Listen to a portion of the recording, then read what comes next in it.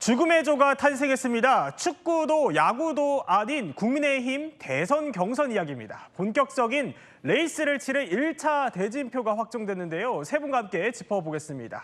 자, 그전에 지금 영상 보여드리는 게요. 오늘 오전에 있었던 국민의힘 경선 후보 8명 조추첨 장면입니다. 이 조추첨이요. 저렇게 의자가 놓여 있고 행사장에 도착하는 순서대로 의자를 선점하는 방식으로 진행이 됐습니다. 그렇다면 누가 먼저 와서 의자를 어떻게 좀 선점해서 조로 들어갔을까요? 보고 오시죠. 안철수 후보님, 네, A조, 김문수 후보님, A조에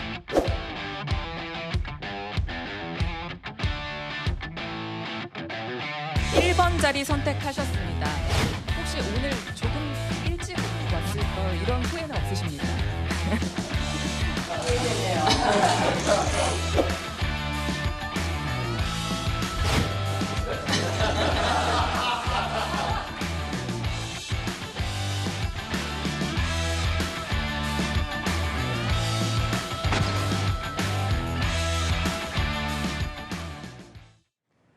자, 생각보다 화기애애한 분위기 속에서 진행됐습니다. 자, 저렇게 얼굴 팻말도 붙이고 그야말로 어떻게 보면 한편의 예능처럼 꾸미려고 상당히 노력을 하는 모양새인데 저런 결과 대진표가 오늘 나온 게요. 보면은 자, 물론 A조도 있지만 중요한 건 B조입니다. 눈길을 끄는 게 최진영 변호사.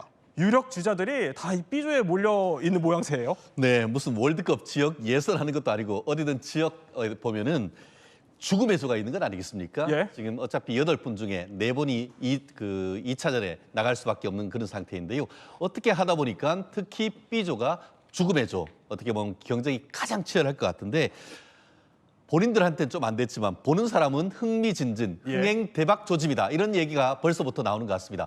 특히 A조는 조금 어떻게 보면은 집중도가 떨어지지만 오히려 그게 첫날이다 보니까 A조는 A조대로 처음 스타트를 끝난다라는 점에서 흥행이 될 수가 있고 또 그 다음 날 같은 경우에는 죽음의 조로서 특히 지금 나오고 계시는 그 나경원 의원님이나 아니면은 한동훈 전 대표가 예전에 당 대표 선거를 놓고 아주 치열하게 붙던 그런 어떤 시즌2 이런 부분을 기대를 하면서 지금 축 처져 있던 국민의힘에 긴장을 불어넣고 있다 이렇게 평가가 되는 것 같습니다. 어떻게 보면 좀 눈길을 또 끄는 게요. 그러니까 탄핵 반대파 3명의 탄핵 찬성파인 한동훈 후보가 혼자 포위된 모양새다 이런 얘기들도 나오던데 자, 한 후보랑 홍준표 후보요. 같은 조에 이렇게 들어갔습니다. 그런데 두 사람 서로를 저격했던 사이인데요. 오늘도 출마의 변을 몇 초 더 말하는 걸 두고도 신경전을 벌였습니다.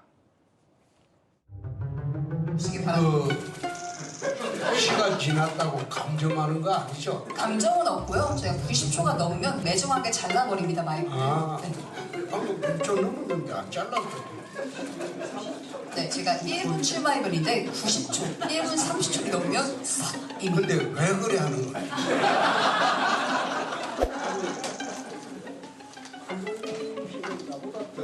아이고야. 나는 한 후보를 갖다가 이야기해 본 거는 처음이에요. 옆에 앉아서 이야기 많이 했어요. 생각보다 좀 괜찮은 사람이다. 그런 생각을 했어요. 그러니까 설명을 좀 드리자면 초시계를 두고 시간이 지나면 마이크가 저절로 꺼지는 방식이었던 거예요. 맞아요. 근데 홍 후보가 처음 얘기해봤다 이렇게 또 얘기를 하면서 전보다는 상당히 좀 마음이 풀린 것 같기는 한데 그러니까요. 저렇게 좀 그래도 웃으면서 볼멘 소리를 하는 이유가 있어요? 아니 저거는 사실 오늘 좀 재미로 한 측면도 있고요.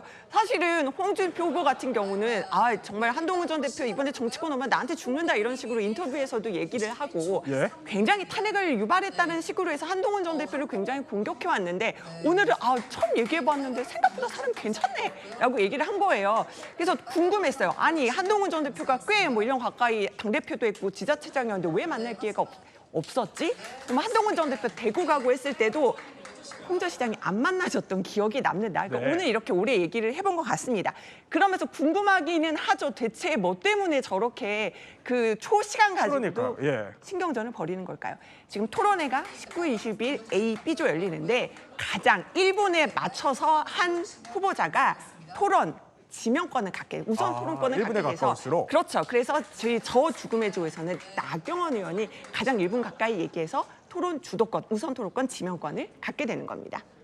네, 이렇게 또 조가 편성됐으니까요. 말씀하신 것처럼 모레부터는 이렇게 토론회가 열리고요. 그리고 여론조사를 거쳐서 닷새 뒤에는 4명이 확정이 됩니다. 지도부는 일단 경선을 최대한 띄워서 흥행몰이를 해보겠다, 이게 시급한 상황이긴 한데요. 한덕수 대망론이 자칫 경선으로 쏠리는 시선을 가져갈까 봐 굉장히 신경을 많이 쓰는 모양새입니다. 그래도 이 문제에 대해서만큼은 입을 열었습니다. 대통령 권위 상태에서는 헌법상의 대통령 권한을 모두 행사할 수 있다고 보는 것이 타당할 것입니다. 헌재는 이러한 위헌적 의회 독재를 꾸짖기는커녕 오히려 민주당의 논리를 앵무새처럼 복창하며 거대 정당의 시종 역할을 자처하고 있습니다. 국민들 사이에서 민주당 헌법 출장소라는 비판까지 나오는 것입니다. 김주직 교수, 그러니까 한 권한대행이 헌법재판관 지명한 것을 효력 정지해달라, 이런 가처분을 헌재가 인용을 하니까 들으신 것처럼 민주당 헌법 출장소냐 고무줄 판결이냐 하면서 굉장히 지도부가 강력하게 비판을 하는 거예요. 근데 이게 한 권한대행을 향해서 시선을 쏠리는 거를 경계를 하면서도 또 이렇게 비판을 하는 게 이게 좀 앞뒤가 안 맞는 거 아니냐, 이런 얘기가 나올 수도 있을 것 같은데요. 국민의힘이 지금 우왕좌왕하고 있다, 이렇게 볼 수밖에 없는 거죠.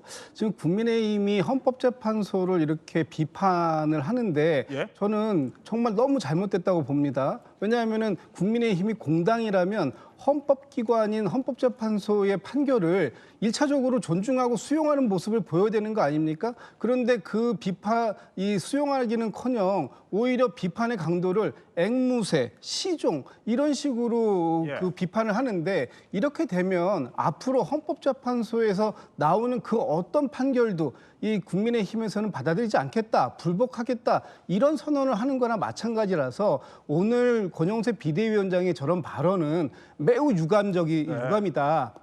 이렇게 말씀을 안 드릴 수가 없고 비판을 안 할 수가 없습니다.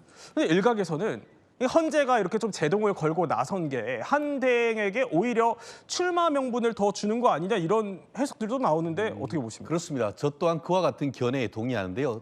2가지 시각입니다. 첫 번째, 아니 내가 열심히 일하려고 하는데 왜 저렇게 막지? 한마디로 한덕수 국무총리를 지지하는 사람뿐만 아니고 중대충 같은 경우에도 열심히 일하려고 하는 한덕수, 그걸 일을 못하게 뒷다리 잡는 민주당, 이런 각이 서는 것 아니겠습니까? 그러면서 피해자 프레임이 강화된다는 점에서 한 가지. 또 하나, 한덕수 국무총리 권한 대행으로서는 저 결정을 보고 무슨 생각을 했을까? 내가 대통령 권한 대행으로 이렇게 추천했는데 이거를 못 막어? 못해?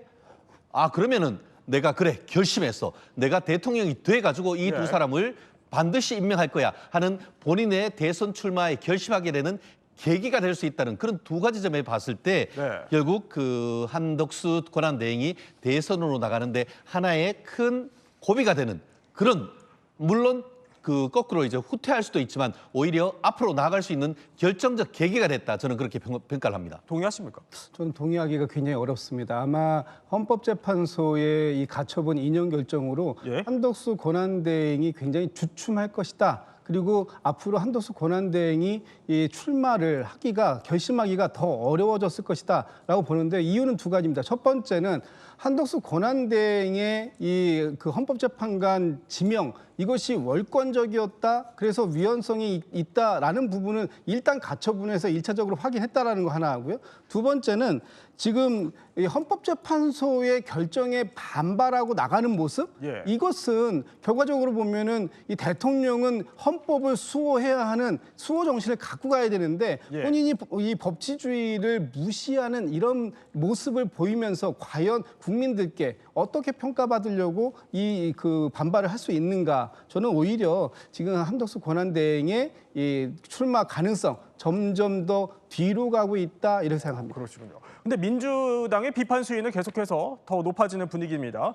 지금 보시는 장면이요. 오늘 민주당 김민석 최고위원이 정부 서울청사 앞에서 1인 시위를 하고 있는 겁니다. 그런데 피켓을 보면 위헌적 헌재 지명 사과하라, 출마용 졸속 관세 협상 불가하다, 그러면서 노욕의 대통령병 중증이다, 그리고 마음이 콩밭에 가 있다, 이러면서 한 권한대행이 굉장히 강하게 쏘아붙이는 겁니다. 어쨌든 간에 만장일치로 헌재에서 이번에 좀 제동을 건 건데 이게 한덕수 대망론에 타격을 줄 거라고 보십니까? 전혀 그렇지 않다고 생각합니다. 오히려 민주당이 조금 전에 말씀하신 것처럼 한덕수 권한 대행으로서는 지금 이렇게 두 명을 지명해서 임명할 충분한 그 나름대로 근거가 있지 않습니까? 네. 사고와 고리는 다릅니다. 사고 때는 소극적, 현상 유지적이지만 고리가 됐다라고 하면은 그때는 어떻게 보면은 그 국정의 난맥상 이런 걸 막기 위해서 적극적으로 권한 행사할 수 있고 대표적인 케이스가 야당의 무도한 어떤 그 입법에 대해서 제2여권 할 수 있는 거거든요. 그건 대통령의 지위에서 하는 거예요. 그거에 대해서 문제 삼나요? 그렇지 않죠. 예를 들어서 지금 북한에서 쳐들어옵니다. 그러면 현상 유지만 해야 됩니까? 그렇기 때문에 이와 같은 대통령의 인사권은 재량이 넓은데 헌법재판소가 사실은 대통령 위에 상황 같은 헌법재판소를 만들어가고 그 배후에 민주당이 있다는 그런 비판이 있지 않습니까? 열심히 일하려고 하는 한덕수 권한대행 일을 못하게 하고 대통령 출마도 못하게 하려고 하는 그런 어떤 민주당 프레임, 오히려 그것이 한덕수 권한대행에 대한 지지를 강화하는 것, 그거를 민주당은 잘 모르신다고 생각합니다. 저는 출마를 말린 적이 없어요, 민주당이. 하실 거면 빨리 사퇴하고 나가셔서 출마 선언하시다. 오히려 저희는 권하고 있습니다. 지금 한덕수 권한대행이 본인이 이 지금 국민의힘으로부터 이렇게 출마를 촉구받는 입장이 되게 된 두 가지가 있습니다. 첫 번째가 지금 헌법재판관을 지명한 부분이고요. 두 번째가 트럼프 대통령과 전화 통화를 하면서 이 관세 문제를 어떻게든지 풀어보겠다고 하는 그 모습, 이것이 한덕수를 다시 보게 만들었다, 이렇게 평가가 나오고 있는 건데 그중에 첫 번째가 헌법재판소로부터 브레이크를 당했잖아요.